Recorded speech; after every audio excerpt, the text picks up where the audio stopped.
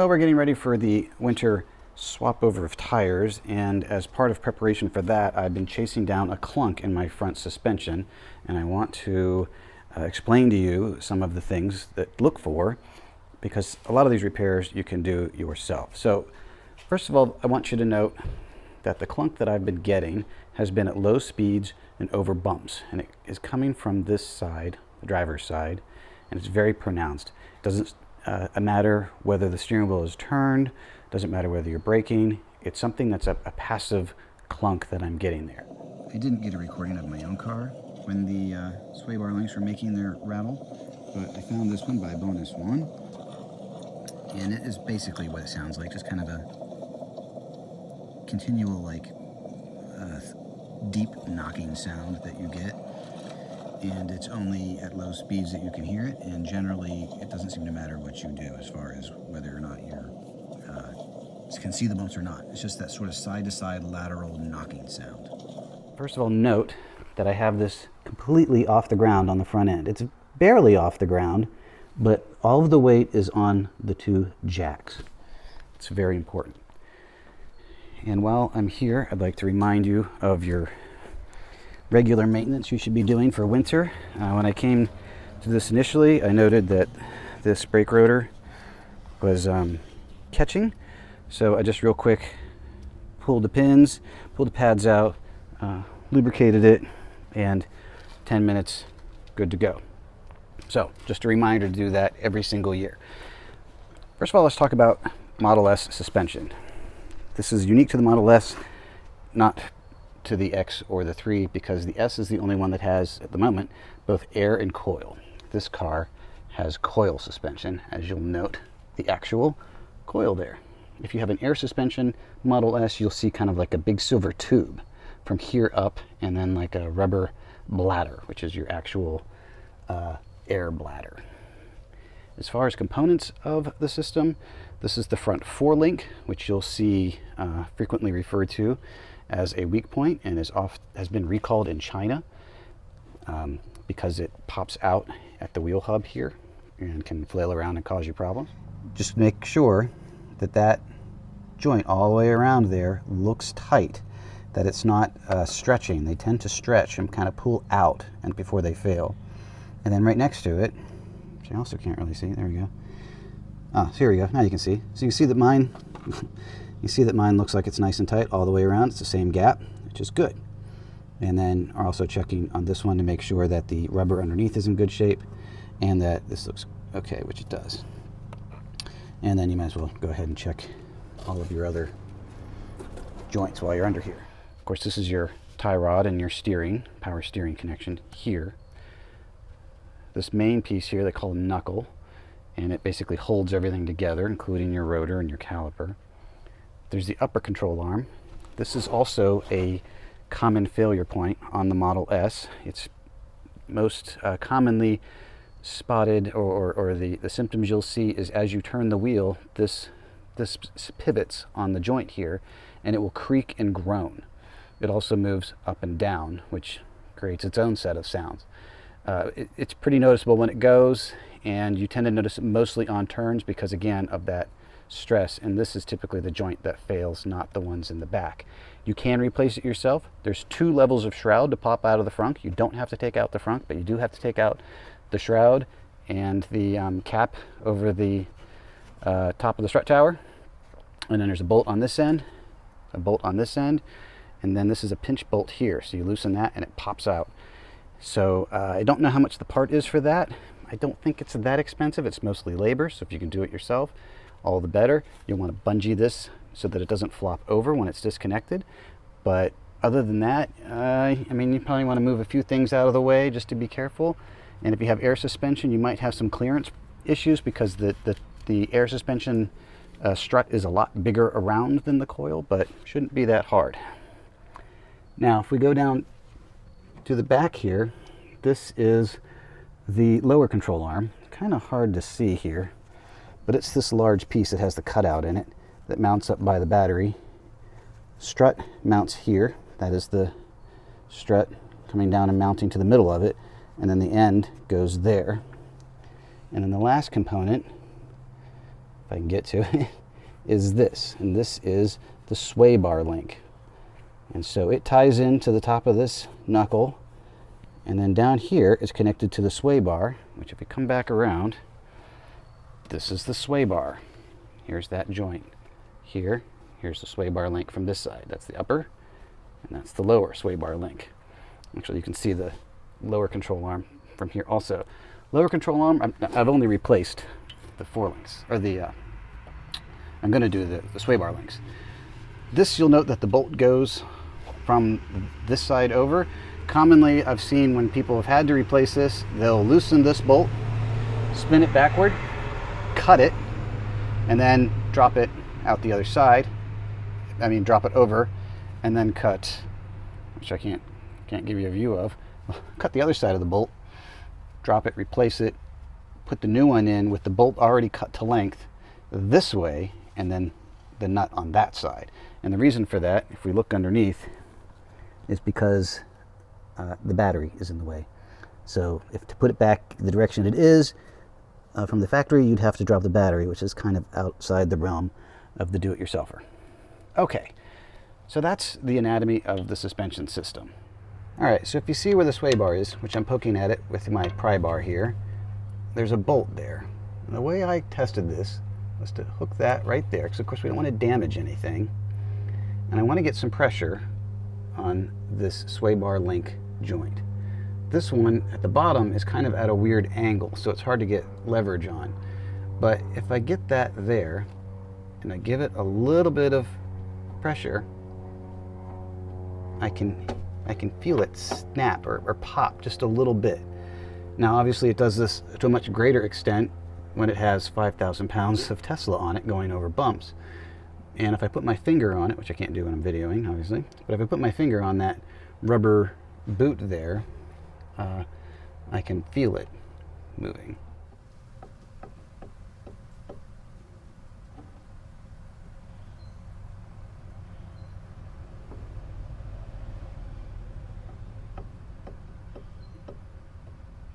The bottom joint, which is very hard to see, you could do the same thing. You have to lever it a different direction.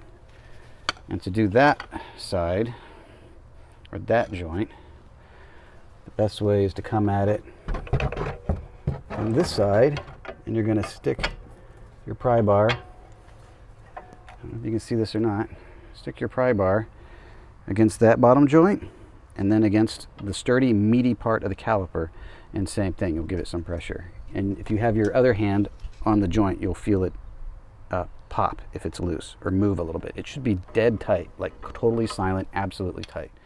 Okay, so I got my stabilizer links, left hand and right hand, because they do recommend you do these in pairs, and the 4 nuts. Don't mind the adapter, that's because my UMC died recently. And I was pleasantly surprised to see that the sway bar links are $47 each. So they are unique one side to the other, and this one is, I believe, the left-hand side. And you should look them over carefully. So, like, I did not do that, and now I have discovered that the paint on the back side of this one is kind of missing. So before I put that on, I'm going to give it a quick coat of just something there to keep an eye on it, and yeah. So okay, so I have that spray paint drying, and I've pulled off the cap on this one. I wanted to make sure that I had the right nut to go on there. So these nuts that go on here are 15 millimeter. I guess I could put it this way so you can actually read it. They're 15 millimeter. And you'll need a 5 millimeter hex wrench to go down inside. Now, the reason for that is because you don't want to spin the joint.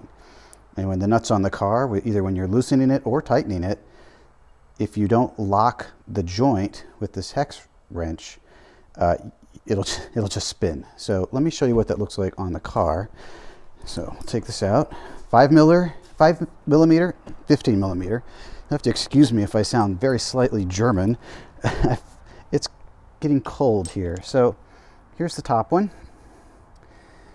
And put that on there. So you would use that to hold in place with one hand, and then you would take your wrench with the other and you would loosen it. So you see how it's spinning together? I don't know if you can see that. See how that hex wrench is going around? Well, you would need to hold that in place. Now, obviously you would use 2 hands to do this, but you push, this on basically and pull this off. And it'll do the same thing in reverse and also on the bottom joint. Okay, one more pro tip here. I have one of these ratcheting wrenches. So it's a regular wrench on the top, which is what you want to use when you're doing any kind of force. But once you have a nut loose, like in this case, and there's not a lot of room to work, that ratcheting is like, it's worth its weight in gold, because you can just kind of set it in there and just real easy. Now you say, well, you could just use a socket wrench, except then you don't have the hex. You can't put the hex through a socket wrench. So if you don't have a set of these wrenches with the ratcheting ends, highly recommend you get them. They are a real time saver on jobs like this. Same thing, hex wrench. Look how much clearance there is between the hex wrench and the tie rod and the back of the knuckle. It's pretty tight on the lower one, but once I get this loosened, I'll be able to, again, put that ratcheting end on there. It's still pretty tight right now. Put that ratcheting on, and then and I'm telling you, these type of wrenches are worth their weight in gold. Okay, and just like before, I'm going to point out that both tires are off the ground so that there's no tension on that sway bar. And if you've done that correctly, once you pull both those bolts off, this is basically just ready to just slide right out. So I have both the nuts out, and it literally just pulls out without any drama at all. Just like that. Easy peasy. All right, so I had looked at this when it was on the car. I guess this one didn't have paint on the end when it was installed either, which is kind of funny to me. And I couldn't see anything wrong with it. It looked fine, as best as I could tell. But now that I have it off the car and I can actually exercise this joint, check this out. Looks okay there, right? Now look at this side. Yep, there it is. There is the problem. See how that rubber boot is completely split? So that wide chasm there allows all sorts of crud to get in to that joint, and that is why it's rattling. Also notice that how easily it moves around, right? Now obviously the new one is stiffer than that, but even on this side, which is fine, see how it's like really slow to rebound? So that tells me that the bottom joint on this one's actually okay. And then we compare the top one, and it's just, I mean, I've had stiffer joysticks. So, time to put the new one on, which is over there drying. Hopefully I don't get paint all over my fingers. I should point out that I'm just using 2 jacks, so obviously don't get anything underneath the car in case it were to slip. Also, just for fun, I wanted to see, could you actually put these on upside down? Because you can't mix them up left or right, but you can get them on wrongly upside down. Weirdly, the dimensions on them are almost the same either way. But obviously, when you look at it, if I can get some contrast there, you see that it's bent in a particular way, and it has this band on it on the bottom. That's one identifier. Or I should say on the top. It's easy for mine because mine's broken on the top, so it's hard to forget. Also, the top is flat on the back of the joint, whereas the bottom has this like protruding area. And if you have a bootleg service manual like I do, you would know that. So once you have it in the correct way, it goes in very easily. The dimensions are very slightly different, I guess, because when I tried to do it upside down, it was actually a lot harder. And you'll note that the service manual also tells you to use new nuts. So these have like a plastic insert there. I don't know if you can see that. So that's the old one. That's the new one. So that's why you get the new nuts. They don't have that ridge on the back like a lot of Tesla fasteners have, but they do have that plastic insert. So use the new ones. They're 25 cents each. Cheap insurance. All right, admittedly, I don't have a torque wrench here. In fact, I'm not entirely sure how you would put a torque wrench on that while still maintaining your hex in the middle. At least my torque wrench uses a socket. So I've used the tried and true method of putting it on in the German style, which is guten tight. And I think that that will be sufficient. And if I do get rattling, I'll know where to come back to tighten things up. Okay, I already have the second one getting ready to go on here. It's not tightened down, but I wanted to show you the passenger side, which was not making any sounds. And they do recommend you replace these in pairs. And partly it's because if one's going to fail, well, the other one, as you can see, is not far behind. That boot has not actually split. Well, I guess it's partially split, but it's a ticking time bomb. So might as well go ahead and do it. Again, they're like $47 each, so not a big deal.